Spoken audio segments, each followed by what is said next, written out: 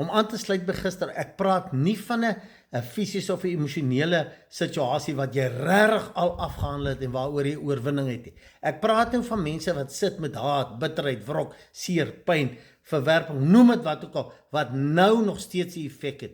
Ek wil hê jy moet teruggaan in die verlede, maak jou oë toe, gaan terug in die verlede en gaan na daai event toe, daai gebeurtenis toe en ek wil hê jy moet dit nou in jou denke herskryf.